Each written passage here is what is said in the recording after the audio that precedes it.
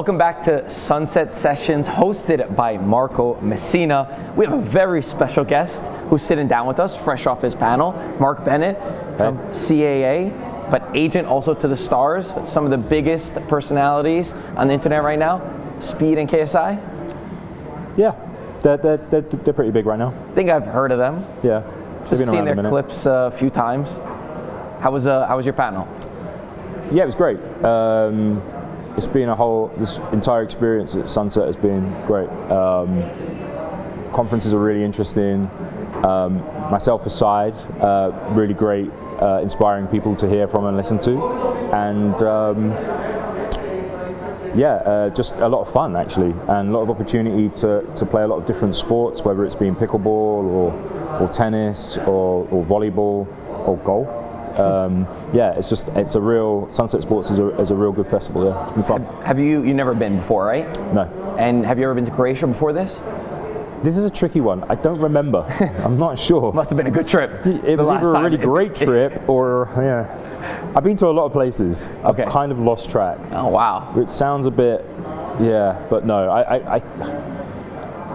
I don't think I had. Okay. Yeah, if I have, it's been Zagreb. Okay. Yeah. This is the most memorable one, at least. 100%. So far. Yeah. Okay, fair enough. And I heard you say at the end, Speed is going to come? Maybe not to Sunset, but he's going to come to Croatia. I think he has ambitions to revisit Europe, and Croatia is definitely on the list of places he wants to come. Yeah, I think they'll love him over here. I hope so, yeah. I mean, he's loved everywhere he goes, so I imagine the friendliness that I've experienced over the last few days, I'm sure he'll also get, yeah. It's been super cool to speak to you off camera, get to know your story, and even your mindset behind the way that you tailor some of the content as well, how you throw ideas out there. But how did you get started? How did you even meet Speed and get to become his agent? Speed specifically, so I've been an agent for a number of years, primarily in music, and I formed a relationship with, I've been working with KSI for a number of years, and he was signed to Atlantic Records, which is Warner Records, and my name got bandied around, I think, internally there or in the US, and Speed signed a record deal as well. Not a lot of people may be fully aware, but he is signed to a major label for music. I heard the World Cup song. Yeah, I mean... Was that your touch behind it? No, not at all. That's why it done so well. Fair enough. I think, so he signed to Warner, and then there was a gentleman there called Miles Gersh, who he reached out, and through Miles and then Mason, who manages him, we just started having a conversation very early on. And at my point in my career, I wasn't entirely sure, particularly with me being based in the UK and Speed being in the US, how I could add value. And for me, it's really important when you work with anyone that you really have a considered approach, because I think that anybody can be like, hey, I need an agent, and any agent can be like, yeah, I'll represent you, and then just leave you on the sidelines or just deal with incoming work. That doesn't really add any value to anyone's career if they're wanting that help. So for me, I've always worked with people where I go, okay, I think they're great, but where do I help? And if I can't, then a lot of the times I'll be like, hey, I really love what you do, but I'll be a supporter on the sideline, and good luck to you. That probably makes them want you even more as an agent. Well, potentially, but it's just, I think it's a responsible approach, because you're not dealing with someone's career necessarily as such, you're also dealing with someone's dreams, and that's probably worse, to go in and mess that up. So for me, I've always kind of just gone, can I add value here, and what do I do? And for a long part of the courting process almost with Speed, it was like, can I help him? Do I add value here? And the more I got to know him, the more I hung out with him, and the more that I seen how he was moving and how he was wanting to do things, I started naturally helping him. So I remember on his first couple of trips to the UK, it was just things that he hadn't thought about that I'd already experienced, whether that was working with talent in music or in sports or in other areas. And it was just about, that's where kind of it started. Me going, hey, you know, your security should also not be the driver. You should have someone who drives you and then security separately, because you need to be able to move quickly. Just like really basic understanding. You can't walk around, like you need to plan where you're going. You need to understand that you can't just make decisions like this. You need to go in and check that the venue is secure before you go in. Oh, is that what he was doing before? He was just, he was young, and you know, I think when we started working together, he was either just at the end of 16 or just starting to be 17. That young? I mean, he's only 20 now. Yeah. So people forget about that. I didn't realize he started at 16. Yeah, well, I mean, he started younger. He started streaming younger than that. You guys together, wow. So yeah, that's kind of how we kind of naturally started working together. But I just started helping him, and then over a course of time, I was like, oh yeah, actually, I think I can help a bit here. And then we got some like, you know, commercial opportunities and branding stuff early on that was easy stuff to help and navigate for him. And then obviously over time, it's gone well. Yeah. And the roles have changed, and we're very fortunate that that team and also the team around KSI is actually quite small. When people think about these content creators and these talent, they think about all they're achieving, and they think, oh, there must be huge numbers of people that work for them. It's not really. How many? I would say the core KSI team. KSI is slightly different because he has the sidemen, who are a group that he's been part of for a long time. Of course. And they do have a much wider and bigger infrastructure. But for KSI, the core team, for a long period of time, was like 3 people around him. Really? Yeah, and then we were very fortunate a couple of years ago to bring in someone else who now is like his day-to-day, and he's great. But really, the core team is like 4 or 5 people around him, and they're, you know, but his business like Prime, there's probably 4 or 5 people that are core there, but then a whole bunch more behind the scenes. His record deal with Atlantic Record, there's a whole team there that work for him. I obviously have access to a whole team in CAA for him, and then also his management company has other different parts of their business that are also really beneficial to help him as well. But ultimately, the core team, where we all get together and we discuss what we're doing, like strategically and ideas, it's generally 3 or 4 people and him.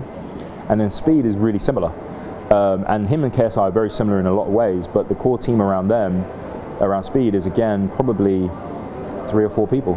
I would have thought at least 10. No, there's offshoots of different things. So for like his content, he'll have his editors and his content team and his creatives and his cameraman. For his music, again, he'll have multiple people there. Within my company, there'll be a bunch of people that will help him there. But ultimately, the core nucleus of the team is quite small. Wow. Yeah. And you also, speaking to you, I found out, I would have thought traditionally an agent, it's like, you know, you're signing contracts or you're the guy behind the scenes, but you even will tap into some of the content and help give him tips on what he should be able to do as well. So you're not just a guy behind the scenes that is bringing him brand deals. Yeah, I think the relationship, I think the agent relationship is going to come full circle. And I think that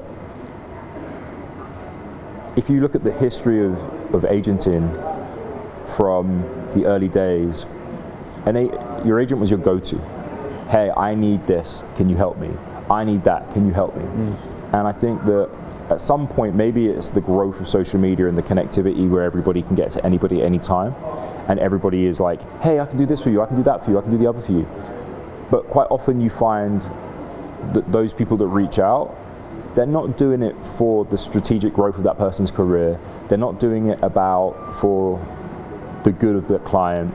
They're doing it because there's probably an opportunity for them to either make some money or get something in return from wherever. And I think that my viewpoint has always been, and I've read lots of books about the history of the agency business, but my viewpoint has always been to be that person for a client or a management team where they can pick up the phone and they're like, be their partner on anything. And that can be, yeah, all right, we've got this brand deal. What's our viewpoint on it? What's the money? How do we drive it up? And listen, we can, you know, negotiating deals is something I've done for a long time, and I feel very comfortable and competent with it. helping on the creative and content, less so. And there's much better people in and around Speed and KSI, predominantly themselves, that can help them. But there has been conversations over the last couple of years on ideas where I've thrown in, and sometimes they look at me like, what are you talking about? Like what? No. But then sometimes going, actually, yeah, that's really cool. Have any example of that? And it's, pardon? You have any example of that? Where they were maybe skeptical and then it worked out? Oh, just so many times. Like I could be in a car and be like, yo, what about this? And Speed just be looking at me like deadpan, just no. But it's fine. Like they know what's best for their audiences. So you can't have an ego to think that you can tell them what to do. They're going to know best. But what you can do is you can look at a situation and go, hey, what about doing this? And they'll go, actually, there's something there, but it needs tweaking. Or going, yeah, that's actually a banger idea. So yeah, I think the relationship between talent and agent should be more entwined than it has been. And I worked in music for a long time where there's a separation. So you have, and there is a real need for that, because the role of a music manager encompasses way, way, way more, because there's studio sessions, there's writing, there's record deals, there's live touring, and there's not also that sometimes direct relationship that you can have with a client. But I think what I've been doing and really love is that I work such closely with my managers and my clients that we all trust each other to get whatever's best done for the client. And so yeah, I think it's just the best way. And so I'm happy to jump in on anything, even if it's like, hey, we've got this crazy idea for doing, like, I've worked hours and hours and hours and stuff for Speed, where there's no transactional opportunity, there's no commercial opportunity for me, but there's an opportunity to go, we're growing him, we're creating content for his audience. And if we continue to do that in a right way, then long term, there will be opportunities that come in that commercially we will all make money from. And it's true. Speed right now is in an incredible position. KSI is in an incredible position commercially, not only from brand opportunities or people that want to work with him or pay to work with him, but also, you know, their business ventures that they're making now, their investments that they're making. And so that comes from a place of understanding that, from what I was saying earlier, is when I take on a client, I always look at it from a position of their career and their dreams are in somewhat my hands in terms of an aspect of that. And so when I take on someone, I'm like, all right, I'm going to be working with you for hopefully life, but for a long time. And so I don't always, I'm happy to help not take short-term decisions for long-term growth and long-term opportunities. We saw he first streamer to hit 40 million subscribers on YouTube. Okay. It's a pretty good achievement. I struggle to keep up with all of his achievements. He's doing great, and I think the work that he puts in and the work ethic that he has, I don't necessarily know if everyone always sees it, or if also, you know, because he is so engaging and so fun and so entertaining, people want to see him all the time. And so sometimes when he needs to take a break, and he does, like anybody, we're all human beings, we all need to have some downtime. I think his audience can sometimes be like, oh, he's part-time streamer, or he's not available, or he's not doing this, but his work ethic's insane. Like, if he's not on stream, he's doing something, he's creating content, we're on the phone. And of course, he obviously does need time off, but him getting 40 million is great, but I know that the moment he crashed into the screen the other day, hitting 40 million, when he got up, he was going, right, what am I doing for my 50 million? Because that's how he thinks, and that's the right way. And when he hits that 50 million, he might even bypass 60. He might be like, all right, 75 million or 100 million. And that's just the way he's driven, which is great. And I know when he had, you know, he broke the streaming record at the Ballon d'Or, I know immediately in his head he went, all right, that was great, amazing. When do I break the next one? And then he did break it in Indonesia, and, you know, 1 million plus people watched him concurrently. I'm sure in the back of his head, I think that was a real big milestone for him, but I'm sure at some point he went, can I get to 2? Or can I get to 1.5? And that's just how he is, and that's how he's driven. And that's great, and that's what makes him such a great talent. Absolutely. We're fresh off of the Champions League show. that he was on in the final over here in Munich. Can you tell some behind the scenes stuff, like some moments that he's had throughout his career that, like how was it working with the Champions League crew? Because obviously Micah and Jamie and Henri and Kate, they're awesome. How was his interactions with them? Yeah, I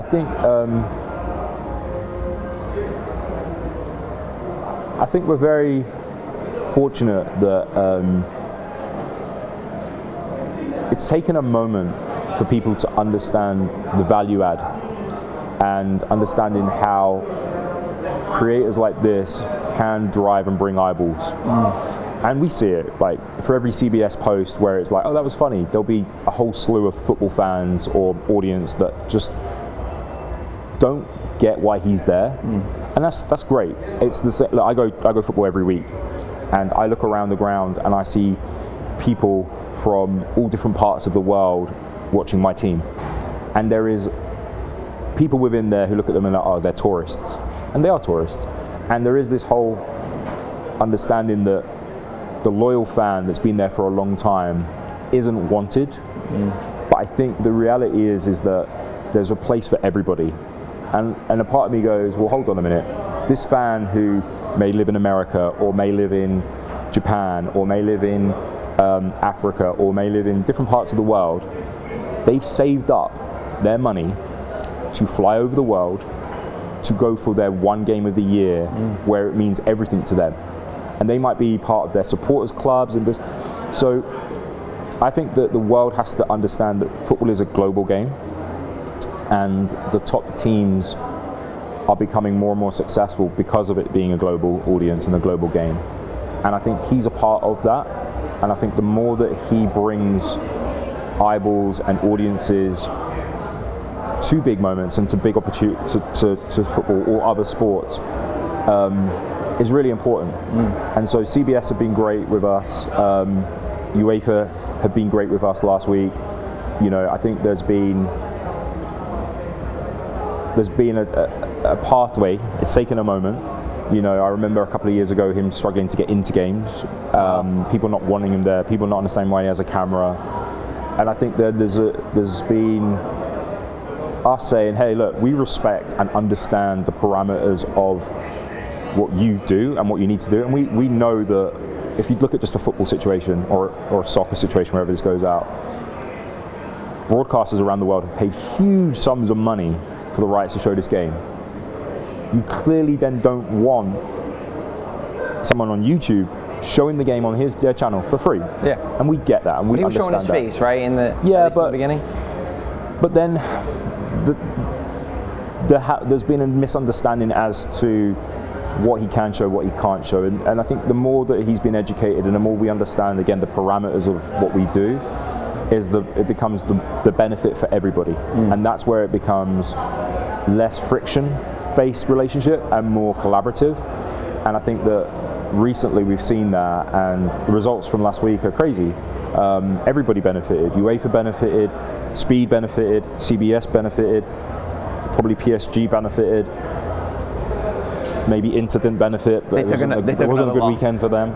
But, you know, if they had won, they probably would have benefited from some overlap from him. And that's, I think, the right way for big sporting events and big companies to work with a content creator in the right way, where everybody comes out of it and go, oh my God, we had all of these views, we had all of this attention.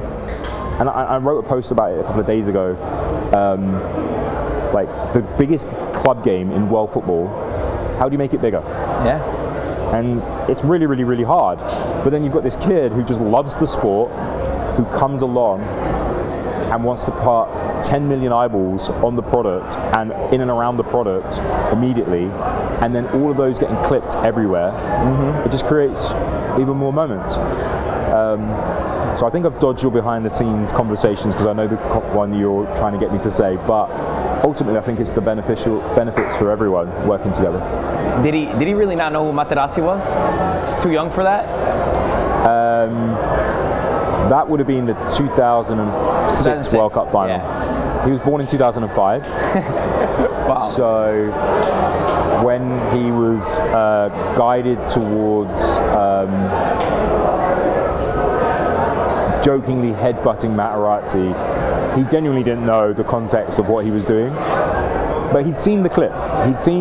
So when we told him, he was like, that's the guy that Zidane got sent off. You made me do that? So he knew the clip, and he'd seen the clip. Because he gets a lot of criticism, Speed, for not being a football fan. Yeah. He consumes more football than most people. Yeah. And like, I remember being on a plane with him, and I look over and he's like watching a game.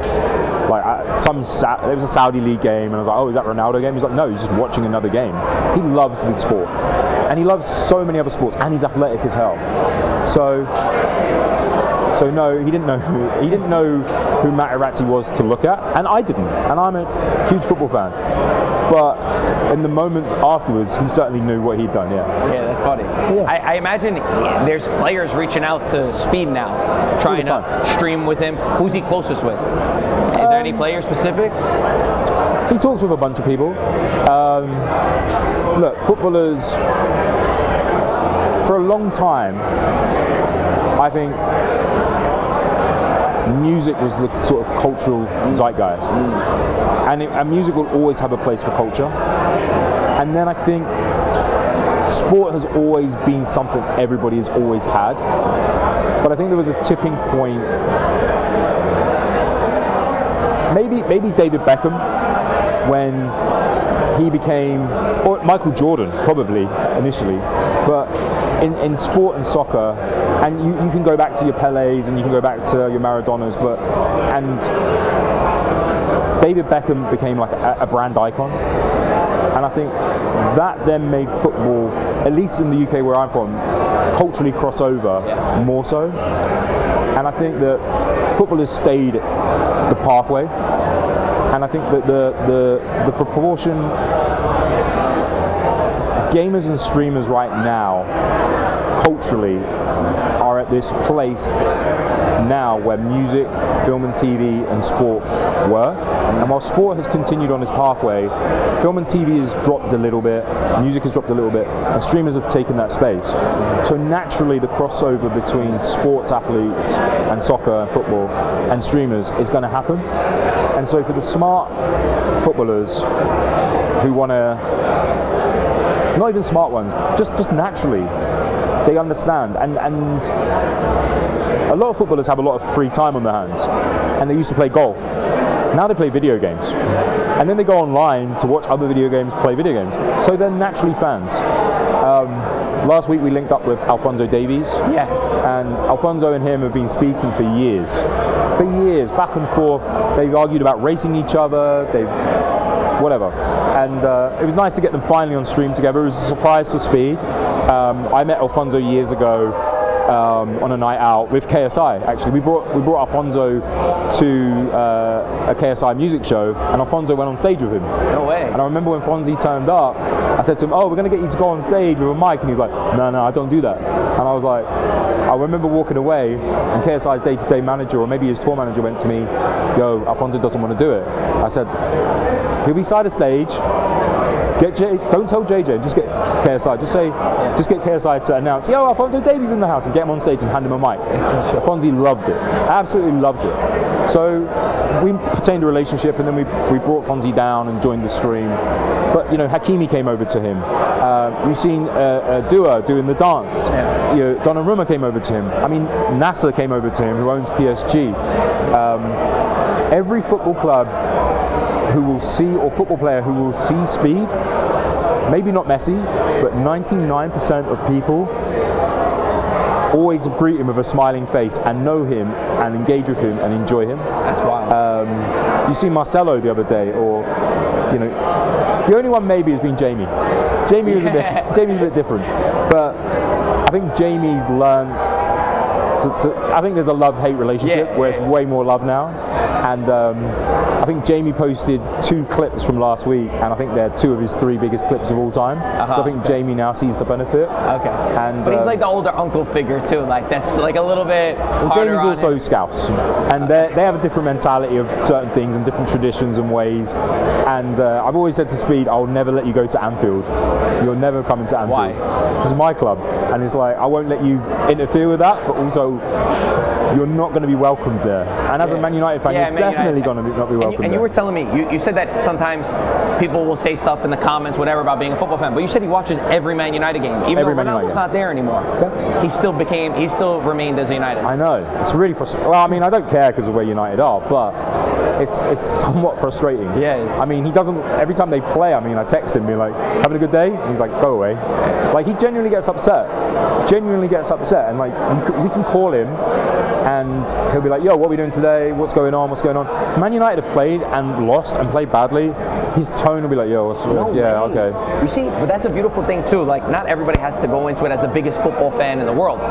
We want to develop fans. We want to bring this game to new kids that don't know. And then look, they could get hooked, they could get addicted, and now it determines the outcome of his day. Yeah, he is obviously he's late to this sport. Yeah. He's an American kid. He grew up with NFL, NBA. Makes sense. And like, his knowledge in those sports are ridiculous. Like, and I know on camera and sometimes it can be perceived slightly different, but when you talk to him on a level, and you know, I'm a big Eagles fan, so going to the Super Bowl this year was great. But his understanding of those sports are great, and over time, you know, he's learnt through playing FIFA, he's learnt from going to games, and he's learnt from watching. And he does a hell of a lot of that. And I think that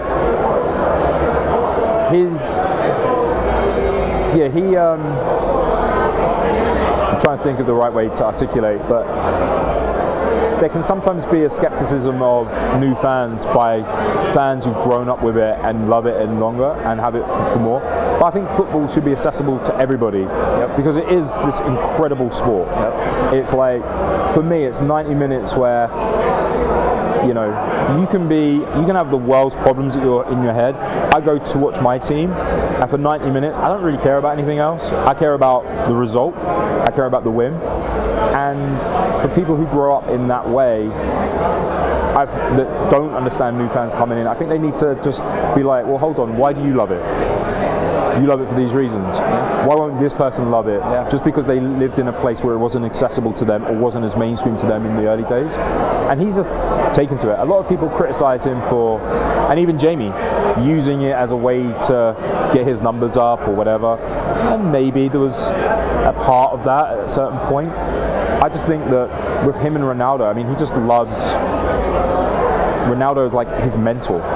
You know, he like this player who just had this work ethic to be the best, to train the hardest, to eat the best, and that's why Speed loves Ronaldo, and that's why Speed has watched football and gone, this game's great, and wants to watch it. It's awesome. So that's it. That's kind really of awesome. His reason for loving football. And now, you know, Baller League is a league he set up with KSI, and he went to one of the events at the end of April. And immediately he's there going, okay, this is great, but you know what? We should change this, we should change this. And Baller League's viewpoint is a slightly differing audience, a slightly younger audience, initially anyway. So he's now bringing something to the table for sport in a new form. So yeah, it's been great. And you being an NFL fan, was it kind of surreal with Tom Brady and his kids being like fans of Speed? I mean, Tom Brady is the ultimate American dream in some respects, you know. And I love stories where people have been overlooked or not been given opportunity for one reason or another, and then they just work incredibly hard or push through and become the level of what Tom has become. In regards to his kids, not really. Everywhere we go, it's like, hey, I love you because I always see you on in my house because my kids have got you on the screen 24/7. It's everyone. It's not just Tom Brady. And it's nice that it's Tom Brady and these people that are celebrated and are at the top of their game. Of course it means something. But I'm looking out, you know, we've got glass in front of us and there's 20 people out there. If that person came over to me and said, hey, my kids love Speed and he's on in my house all the time, it would mean exactly the same. I think it's not because of what you've achieved or what you've done that makes the sentiment any different. I think it's important that the sentiment from wherever is actually understood and appreciated. But just that Tom Brady sees speed, and I was talking to Tom a little bit about stuff he wants to do. And maybe for me, hearing Tom talk about speed being inspiring to him as to where, you know, Tom is now looking, you know, potentially in his career at the next steps, and he's making loads. But sports athletes are now looking at, you know, Ronaldo has a YouTube channel, Jude Bellingham has a YouTube channel. They're looking at what he's doing and what Kai Cenat's doing and what Mr. Beast's doing and what KSI is doing and what the Sidemen are doing and AMP and all these content creators are at the top of the game. And I know I've only mentioned just a few that are.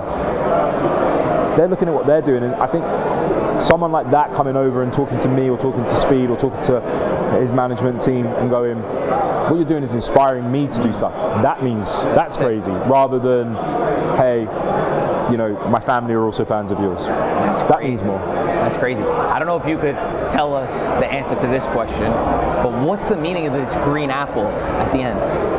Is there a story behind it? Well, we should cut right now, right? Because, okay, that's his thing. That's it, green apples. Can you tell us? I don't know. Can't. I don't know. You don't know? I don't know. Really? Yeah. It just started randomly? It was a beautiful thing. It's great. That's it, green apple. Yeah.